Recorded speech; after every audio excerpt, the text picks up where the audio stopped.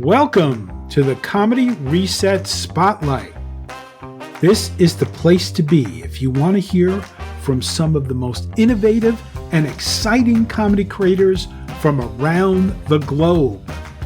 On this podcast, you'll hear from a variety of guests who are pushing the boundaries of what comedy can be. If you're looking for fresh perspectives and new ideas, this is the podcast for you. Episode 15. San Francisco, California comedian Danny Dechi.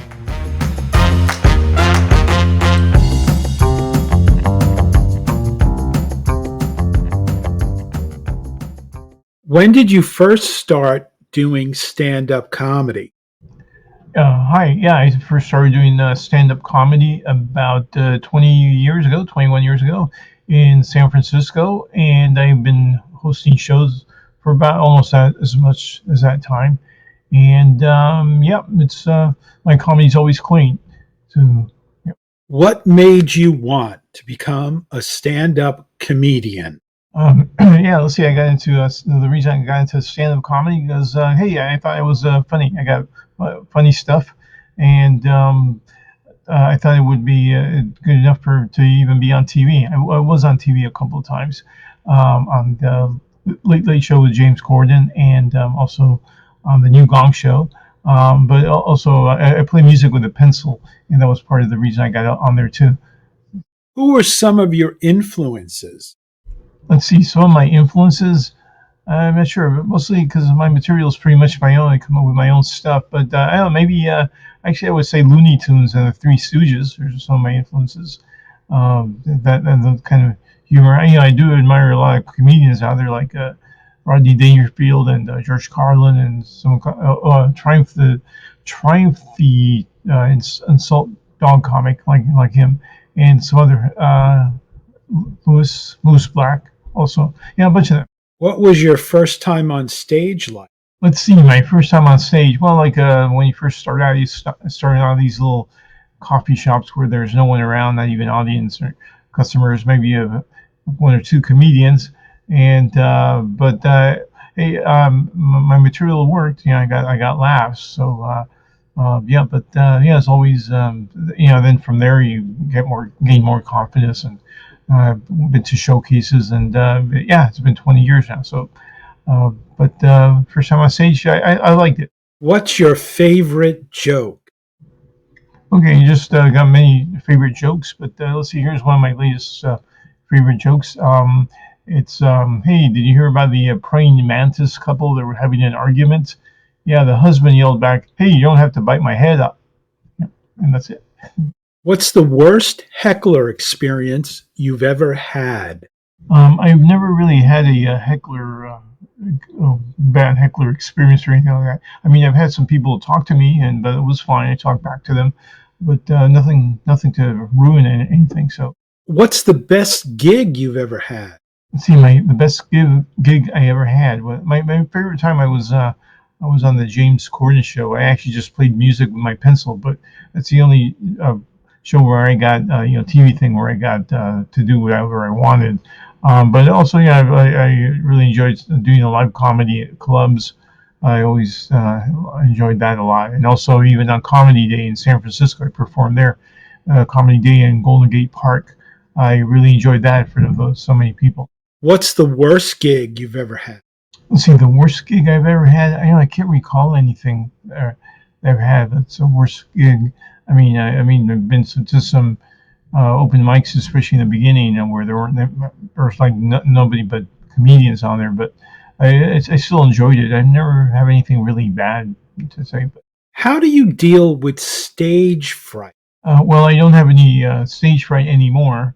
I don't have that. I'm confident with my jokes, but in the beginning, especially in the beginning, I had some stage fright. But I just did it. I thought, hey, I just go out there. People aren't a bunch of psychos out there. There are a lot of people support. I can tell this crowd supports and everything. So it was mostly just getting up there because I'm a shy person, and getting in front of crowds was something. But I just did it. What was the most unexpected response you've ever gotten to one of your jokes? Unexpected response I ever gotten out of my jokes. Yeah, once in a while, I, occasionally just added a little something more to the joke, and I didn't think it was actually funny, but people laughed, and so that was, yeah. Anything unexpected? Any crazy stuff? No, I can't think of anything right now. How do you prepare for a show? How do I prepare for a show? Well, I used to take a piece of paper with me, not on stage, but I have it on me before I went on stage. Had just one word reminders of each joke, and I would try to remind the order of it and things like that. That's pretty much it. As far as getting up on stage, preparing for a crowd or anything, it would just jump in and whatever happens, happens. What's the best advice you've ever been given about stand-up comedy? See, best advice of doing stand-up comedy, just go up there. The only place you can really learn well is by continuing to go up on stage. There's no lessons or anything like that. You learn and you see how your shows work by the audience response. What's the worst advice you've ever been given about stand-up comedy? See, worst advice about ever given about doing stand-up comedy? Let's see. How about set your hair on fire so that that'll get people, attention. That's pretty much it. What would you say is the biggest misconception about stand-up comedy?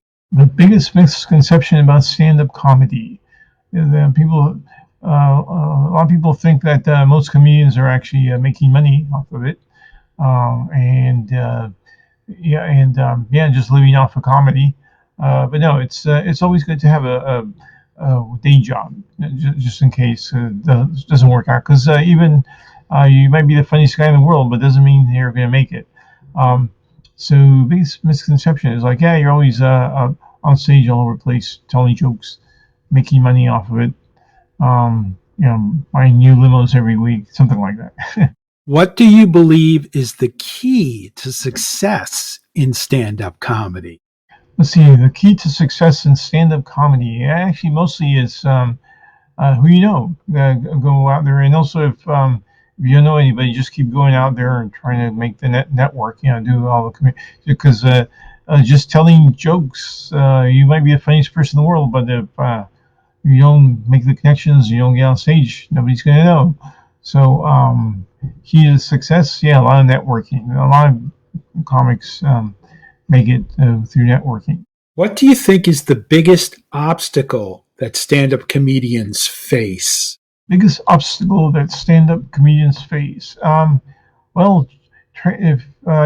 balancing your day life, your work job, with comedy, and also with relationships. If you do a lot of comedy, might get an unbalance from the may not work out that well with work. Work might be okay, but also relationships. If you're doing comedy all the time and you may not have relationships, I kind of joke around sometimes when there's a comic that says that talks about his married life or his girlfriend or something like that. When they get off the stage, I say, "Hey, there's so and so, the only comedian who's in a relationship." What do you think sets stand-up comedy apart from other forms of comedy? Let's see, what sets stand-up comedy apart from other forms of comedy?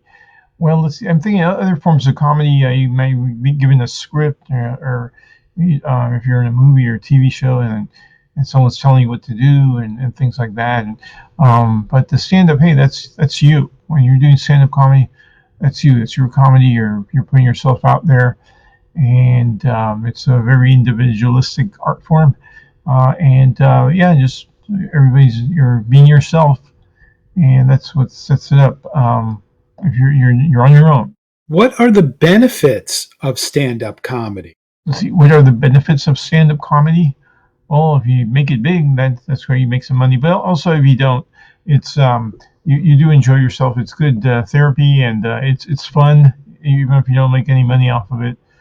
You get to try out new material that you can come up with. It's like because you're always coming up with something new. It's if you always only have like a handful of jokes, and it doesn't do much about you can keep telling the same jokes for years. It's not a big deal, I think, for me. But coming out with new jokes all the time, you want to try it out. You want the people to hear it. What's your process for writing jokes? My process for writing jokes. Yeah, every comedian has their own way of writing jokes. I actually don't sit down and write jokes. I actually see something or hear something or observe something and then come up with a joke from that. It can be something current or it could be something everyday that was going on the bus or whatever. And then I just actually too lazy to write the joke out word for word. I just write one or two words and I know what that joke is. What's the most important thing for a stand-up comedian to remember? What is the most important thing for a stand-up comedian to remember? Let's see, most important. I don't know. Have fun. Enjoy yourself. Don't take comedy seriously. Don't take it on the audience or anything like that. Just don't take it seriously. Have fun. I can kind of expect everything to work every time. What do you think are the best techniques for dealing with hecklers? Let's see, best techniques for dealing with hecklers. Don't add to the aggravation. Try to, you can do wisecrack back at that person, but if it's insulting, it just gets worse and you'll go back and forth. Just try to alleviate the situation or ignore, also ignore stuff like that. But don't start off right away and making fun of the guy, I think, or the person, because it just aggravates things. You're trying. Your main purpose is to, I think, would be to, relieve the situation so that otherwise, your whole act is taken up on the heckler. What do you think are the biggest mistakes that stand-up comedians make? What are the biggest mistakes that a comedian can make? You start off in the beginning and you think you're just because you tell jokes you won't need to work. And then you wind up not getting work and you can't really live off comedy, especially in the beginning. Things like that. I'm not sure otherwise other things too. That's about it. What is the best way to learn stand-up comedy? Let's see, the best way to learn stand-up comedy. Everybody's different, especially in stand-up comedy. Everybody's very individual. I know some people go to comedy schools and things like that. But I think the best way to learn is actually going out, especially in the beginning, going out a few times a week. That's how you learn everything. It's a hands-on approach. You have to just go out there and you'll learn a lot about it, even the marketing and things like that. What do you think is the best way to improve as a stand-up comedian? Let's see, best way to improve as a stand-up comedian. Keep telling the jokes, see if it works. If it doesn't work, maybe sometimes you just need to abandon it. But best way to improve is just keep going on stage, night after night or a few times a week. You should have your own life also. Don't forget that. And best way to improve. I don't know, it's such an individual thing. It's hard to. If a joke's not working, hey, give it up, be observant of what's going on in the world and try to make a joke out of that. What has stand-up comedy taught you about yourself? What has stand-up comedy taught me about myself? I don't know. It actually taught me to be less shy, and also made me enunciate more, and it helped me give me more confidence, speaking to people. And but about myself, that's pretty much it. Being more confident, speaking to people, and being more relaxed. What motivates you to keep performing stand-up comedy? What motivates me to keep performing stand-up comedy? I'm always coming up with new jokes all the time, and it's great. So I like to put them out there, put the new jokes out there, and just trying out. And always hoping like all comedians, many comedians hoping to make it big one day. And so that's what keeps me motivated. What advice would you give to someone who's thinking about doing stand-up comedy? What advice would I give to someone who's thinking about doing stand-up comedy? Um, let's see. Well, I always, again, go up on stage every time, see what works, and not everybody's made to do stand-up comedy, but just keep going, and again, don't. You gotta have a daytime job. You might be the funniest comedian in the world, but if you don't get discovered, a lot of comedians aren't good at marketing themselves, such as myself, and so it's good to have a daytime job, and otherwise you become homeless and become a burden to society. Um, and be cool. Don't have big expectations at first. Is there anything you'd like to add that we did not cover? I guess something like that. Be cool. Be cool with all of just everybody, the comedians and everybody, and try not to get into soap opera things and drama, and just be nice. It helps. Also getting moving up in the comedy world. I've been your host, Rob Chaffee. Don't forget to laugh today. It's good for you. Comedy Reset Spotlight is a podcast that brings you today's freshest and funniest comedy creators. If you like what you heard, please subscribe to hear more.